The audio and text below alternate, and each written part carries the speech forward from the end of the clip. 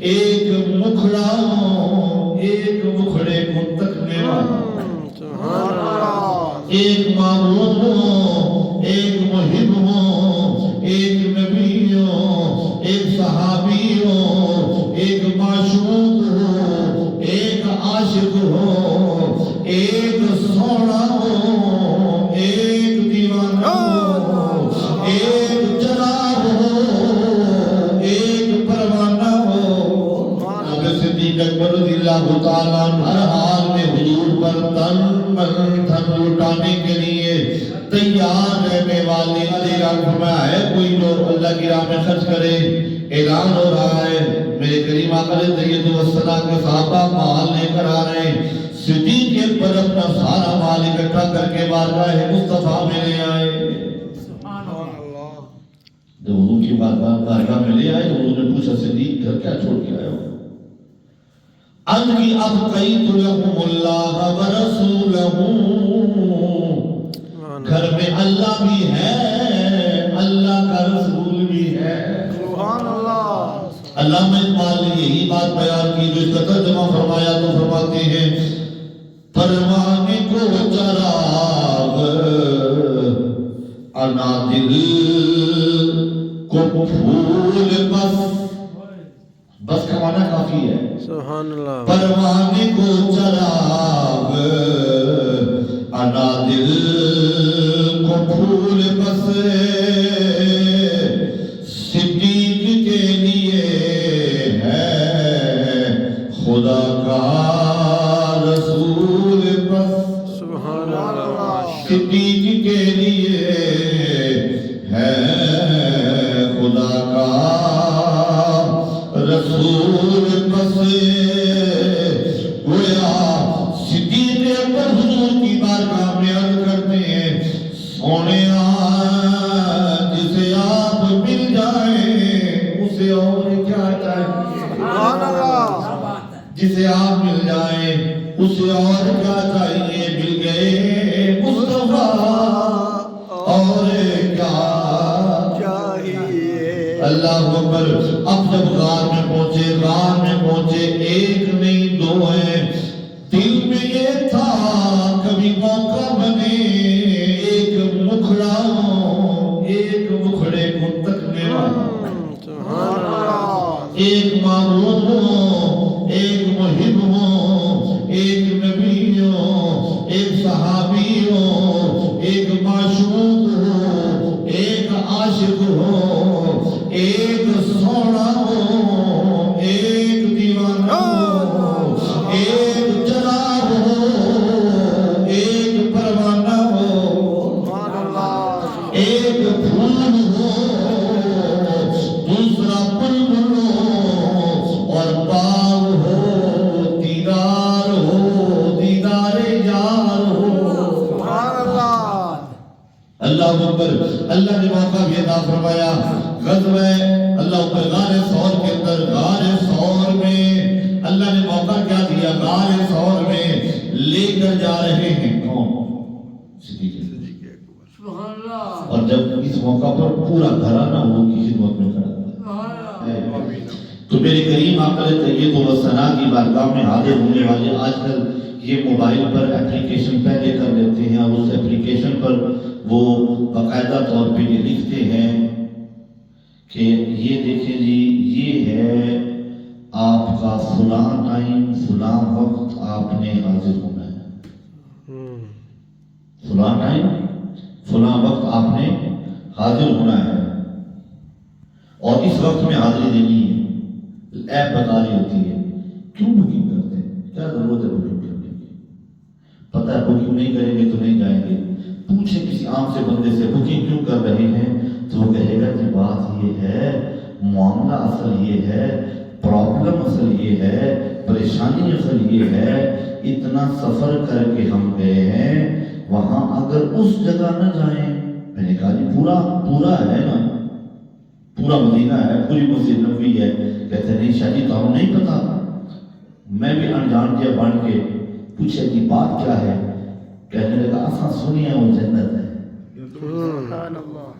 میں نے کہا جی بالکل ہم نے بھی سنا ہے، میرے آقا فرماتے ہیں بیتی و منبری روضۃ من ریاض الجنہ. سبحان اللہ. میرے گھر اور میرے منبر کے درمیان جتنی جگہ ہے یہ ریاض الجنہ ہے. ریاض کا معنی باغ، جنت، جنہ کا معنی جنت. اب جنت کا معنی بھی باغ ہے، ریاض کا معنی بھی باغ ہے، باغوں کا باغ. سبحان اللہ. باغوں کا باغ وہ ہے جدھر میرے کریم آقا علیہ الصلوۃ والسلام کے قدم لگتے رہے. بھیا کا حجرے سے نکلے، منبر کی طرف آئیں، مصلی پر آئیں، نماز پڑھا کے واپس جائیں. جہاں حضور کے قدم لگے اللہ نے اسے جنت بنا دیا ہے. سبحان اللہ. جہاں حضور کے قدم لگے وہ جنت بن گئی. اب میں کیلکولیشن میں پڑ گیا، حساب و کتاب میں پڑ گیا. مسجد میں نماز پڑھے 50,000 نمازوں کا ثواب ہے، جنت میں نماز پڑھے. سبحان اللہ. اب یہ جنت کون سی جگہ ہے؟ منبر سے لے کر حجرے تک، حجرے سے لے کر منبر تک درمیان والی جگہ یہ ریاض الجنہ ہے، جنت کا باغ ہے.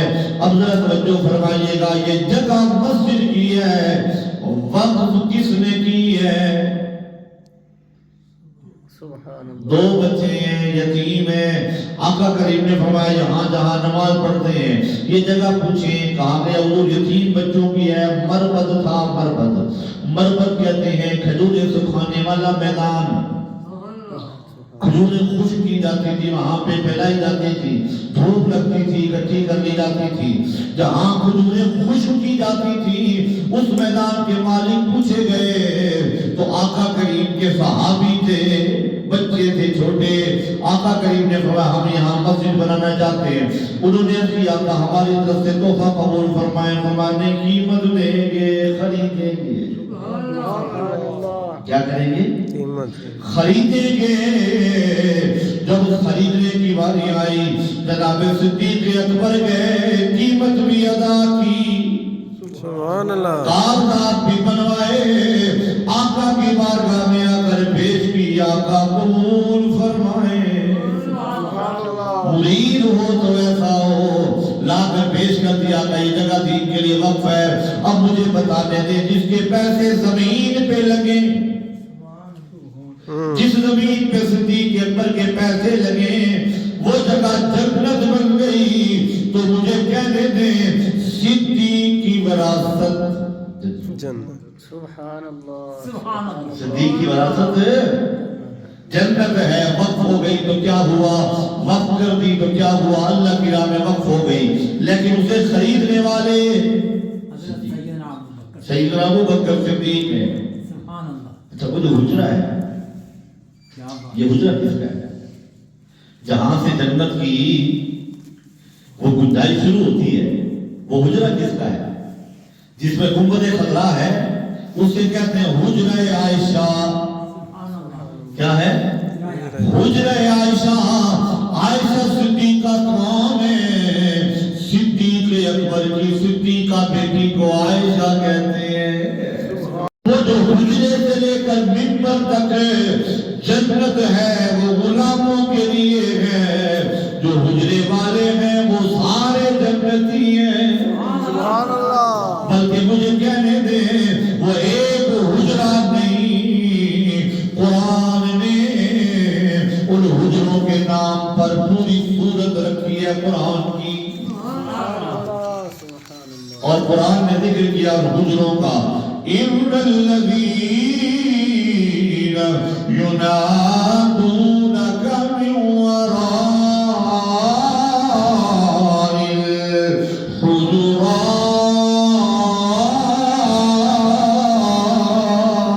الحجرات. ان میں حجرہ جناب ام حبیبہ بھی ہے، حجرہ حضرت صفیہ بھی ہے، حجرہ حضرت زینب بھی ہے، حجرہ سیدہ عائشہ صدیقہ بھی ہے، حجرہ جناب سیدہ ام کلثوم بھی، جناب سیدہ ام سلمہ بھی ہے، حجرہ جناب میمونہ بھی ہے، حجرہ جناب ماریہ قبطیہ بھی ہے. سبحان اللہ. اب ان حجروں کو کیا کہیں گے جن کا ذکر اللہ قرآن میں کرے، ان کے نام پر پوری صورت رکھے، پتہ چلا وہ حجرے بھی جنتی ہیں، حجرے والیاں بھی جنتی ہے بے شک حجروں والیاں بھی جنتی ہے مومنوں کی مائیں ہیں حجروں والیاں۔ پتہ چلا جو گھر والیاں ہیں وہ بھی جنتی ہیں، اور جو گھر میں رہنے والے ہیں وہ بھی جنتی وہ بھی جنتی ہیں۔ تو پھر مجھے کہنے دیں گھر والے بھی جنتی ہیں، اور غلاموں کو موقع دیا ماں بین بیتی و منبری روضۃ من ریاض الجنہ، فرمایا جو یہاں آ کر بیٹھ جائیں گے وہ بھی جنتی ہیں۔ سبحان اللہ سبحان تو اللہ یہاں بیٹھ گئے وہ بھی جنتی ہیں۔ اب وہ جگہ کس نے خریدی؟ جناب صدیق اکبر غار میں ہے تو حضور حکم پہ اٹھا کے لے وہاں پہنچے، اس کا کیا اجازت ہو تو اندر جاؤں صفائی کر لوں؟ سبحان اللہ کیا بات ادھر تھوڑا سفر کر لے جائے کٹھے کدے پی دی تو تھکی ہو جو سبھی دے ناری تھکے ہم حضور کو اٹھا کر لے گئے، جا کر یہ نہیں کہا تھک گیا ہوں اب آرام کروں گا، نہیں نہیں آقا آپ آرام فرمائے میں صفائی کروں گا۔ سبحان اللہ اے تے قیمت پندی ماہی، سبحان اللہ کچھ دکھ بھی تے سینا پیدا قطرے نو موتی بننے لئی، قیداں وچ رہنا پیدا سبحان اللہ قطرے نو موتی بننے لئی، قیداں وچ رہنا پیدا اب غار کو صاف کیا، دیکھا غار بھی عجیب ہے جس میں سوراخ ہی سوراخ ہے، چادر اٹھائی پھاڑی ٹکڑے کیے سوراخوں کو بند کیا، ایک سوراخ رہ گیا، ایڑی رکھ لی، سبحان اللہ اڈی رکھ لی۔ حضور کو بلایا، آقا اندر تشریف لے آئے، جب میرے آقا اندر تشریف لے آئے اللہ کسی گزر کو یاد ہے۔ اب سوال یہ پیدا ہوتا ہے وہ جو سانپ تھا اس نے باقی سوراخوں سے نہیں گیا، سانپ کو کپڑا کیا کہتا ہے؟ یہ تو کیڑیاں مکوڑے روکنے کے لیے کافی ہے، سانپ جانا چاہے تو وہ تو دیوار میں مٹی میں جگہ اپنی بنا کے نکل جاتا ہے، اس کے لیے کیا کیا ضرورت تھی اسے؟ کپڑے کو ایک جھٹکے مارتا باہر نکل جاتا، لیکن وہ آیا وہاں پہ جہاں پہ انسانی گوشت نظر آیا اسے۔ میں نے کہا جلے اتارے نہ لوٹے ساتھ بھی سیانا سی، ساتھ کی بھی پتہ ہے کہ مصطفیٰ تک جانا ہے تے پیر سے دیکھ کے پھرنے اللہ مصطفیٰ کریم تک جانا ہے تو قدم صدیق اکبر کے ڈھونڈنے پڑیں گے۔ اب آیا اس نے آ کے نگ مارا، اس کی فطرت میں ہے، کسی نے کہا تھا 2 لاکھ پیار کے منتر پڑھا محسن، جن کی فطرت میں وہ ڈسنا وہ ڈسا کرتے ہیں، سبحان اللہ جن کی فطرت میں وہ ڈسنا دسا کرتے وہ ڈسا کرتے ہیں، ناراض نہیں ہونا، سانپوں کی فطرت میں ہے ڈسنا، خفا کیسا ہونا۔ ڈنک ہمارا جناب سیدنا مولا روم فرماتے ہیں، مولا جلال الدین روم یہ بھی نقشبندی ہے، صدیقی ہے، آپ فرماتے ہیں وہ سانپ ایسا نہیں تھا کہ صرف لوگوں کو ڈنگی مارتا رہا ہو، بلکہ وہ دیوانہ تھا، صدیوں سے انتظار میں تھا سونا آئے گا، غار میں آئیں گے۔ وہ ڈیرا لگا کر بیٹھا تھا، کئی 100 سال سے وہاں بیٹھا تھا۔ اب اس بات کو بیان کیا تو علی بن کھڑی نے قلم اٹھایا، آسے آسے عمر گزاری جھلے خار ہزار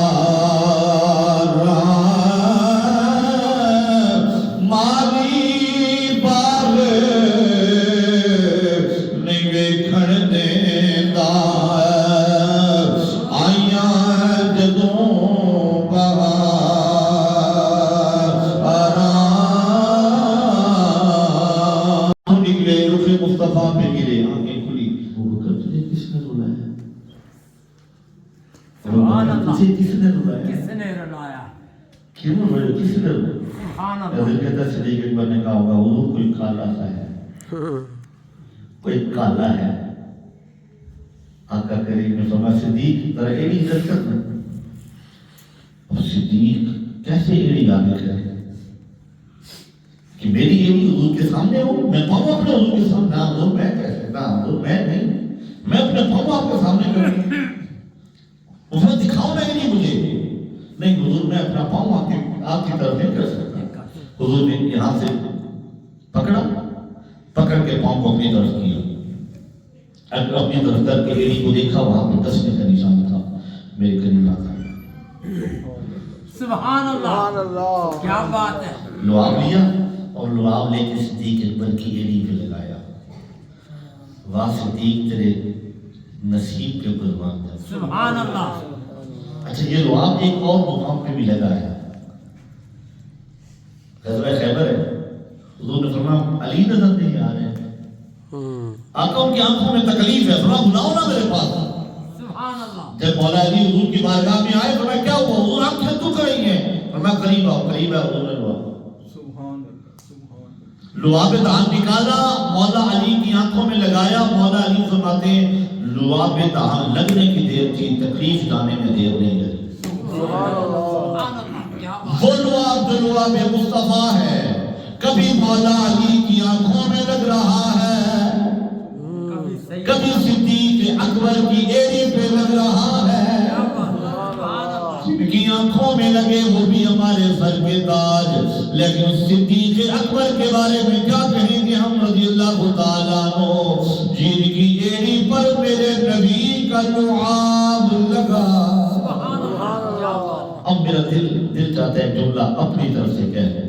ہو سکتا ہے حضور نے فرمایا واللہ صدیق میں لعاب لا چھڑے اور قیامت تک کالے ڈنگ مارتے بھی سبحان اللہ ہوں کالے ڈنگ دے رہے ہیں کالے سمجھ رہے ہیں میں کن کو کہہ رہا ہوں اتر بھی کالے تھے ادھر بھی کالے تھے کپڑے ہوئی اللہ نصیبوں بھی کالے عقیدوں بھی کالے جیسے ساکان دے صحابہ رو پکنے او کالے فرمایا صدیق ہون ڈنگ دے رہے ہونا کچھ نہیں تیرا بگڑنا کچھ نہیں کالیاں دا رہنا کچھ نہیں لعاب دہن لگایا تکلیف جاتی رہی اب میں بات سمیٹنے لگا ہوں اتنی دیر میں ڈھونڈنے والے تلاش کرتے کرتے کرتے کرتے چلتے چلتے آ گئے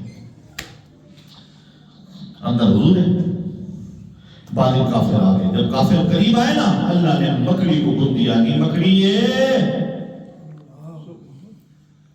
چھتی کا زیادہ تان مکڑی کو عربی میں عنکبوت کہتے ہیں قرآن کی پوری سورت کا نام ہے عنکبوت 20ویں پارے میں سورۃ العنکبوت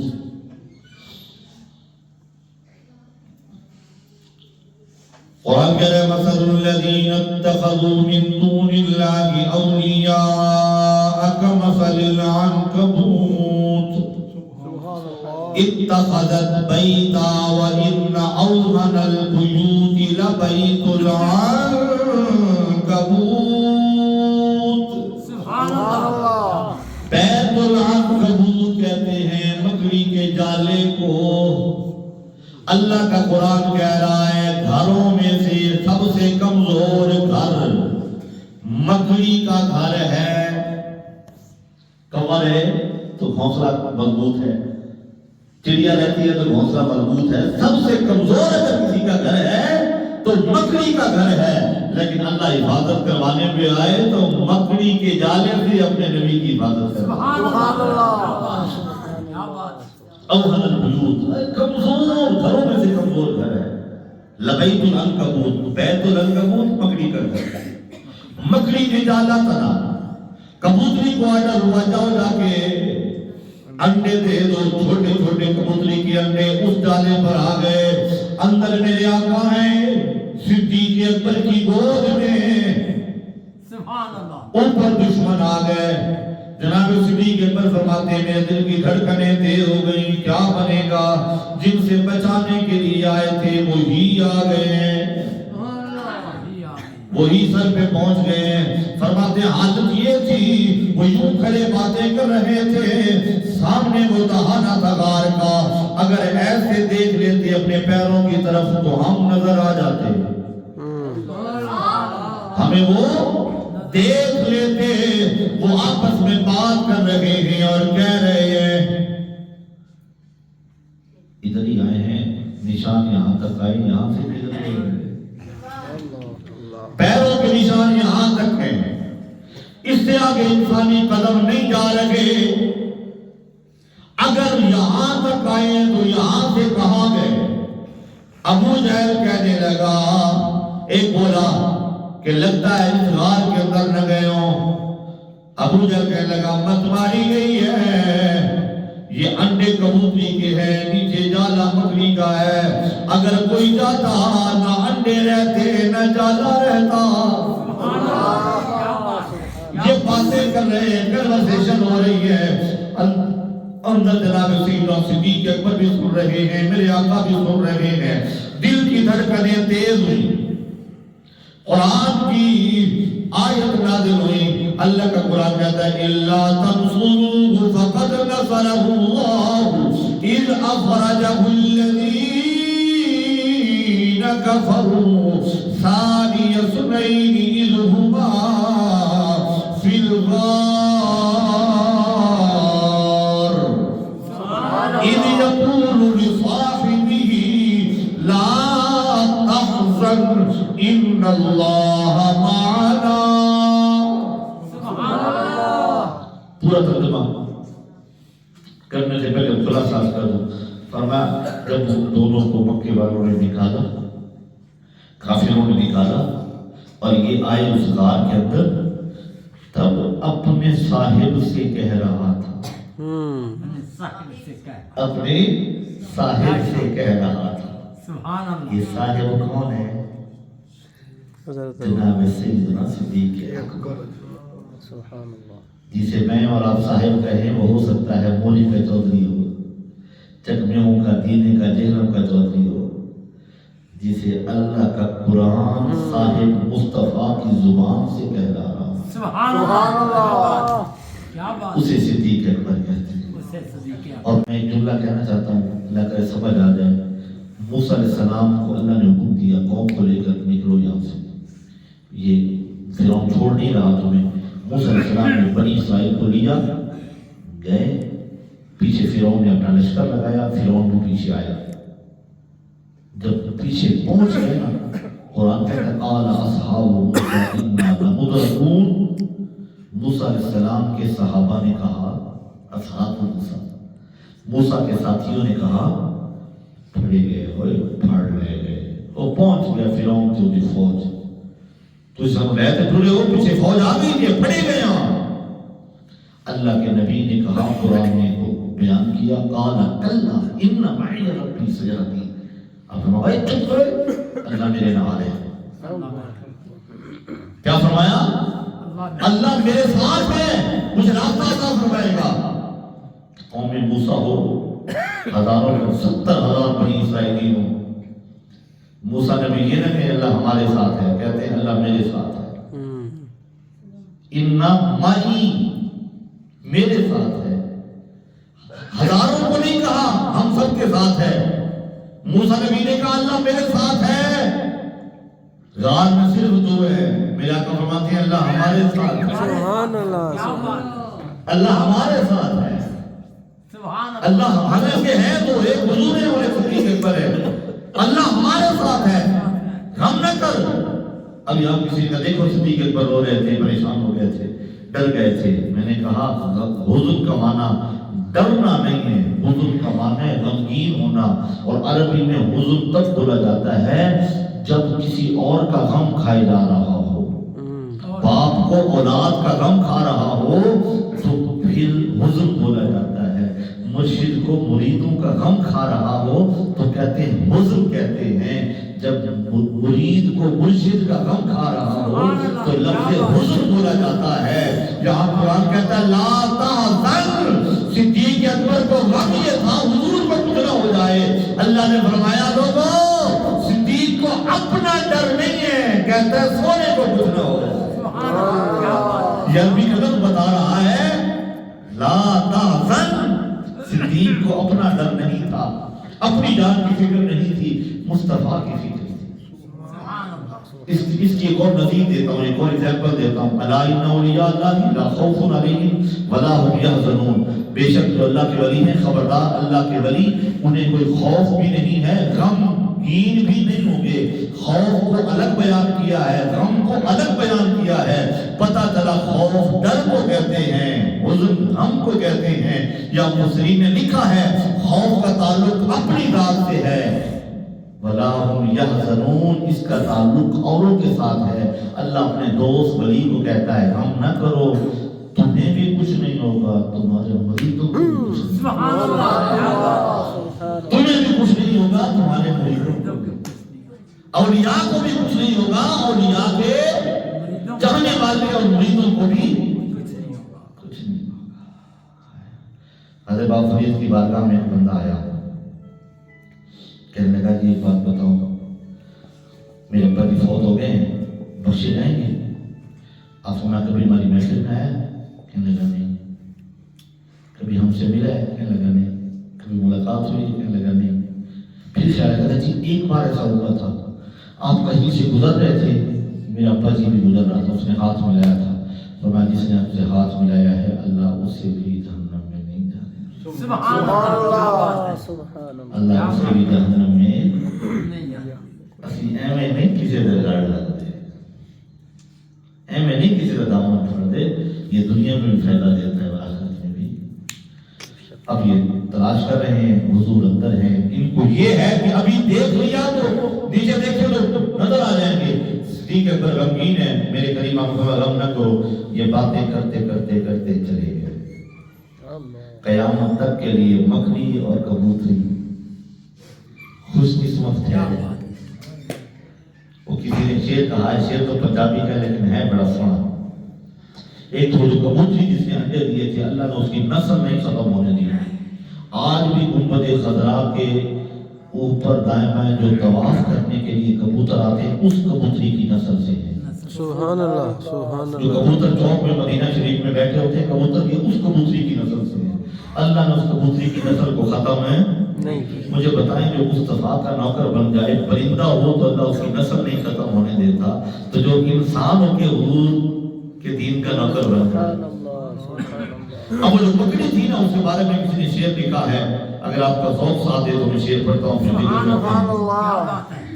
وہ کہتے ہیں بن چوکیدار محمد دار, بن چوکیدار محمد دار, ایک روز میں جانا تنیاسی. سبحان اللہ. بن چوکیدار محمد دار, ایک روز میں جانا تنیاسی. ہر مکری نون جالے چوں, سرکار دی خوشبو آدی ہے. ہر مکری نون جالے چوں, سرکار دی خوشبو آدی ہے. ہر مکری نون جالے چوں, سرکار دی خوشبو آدی ہے. جدوں پڑھا درود میں ساواں چوں, سرکار دی خوشبو آدی ہے. جدوں پڑھا درود میں ساواں چوں, سرکار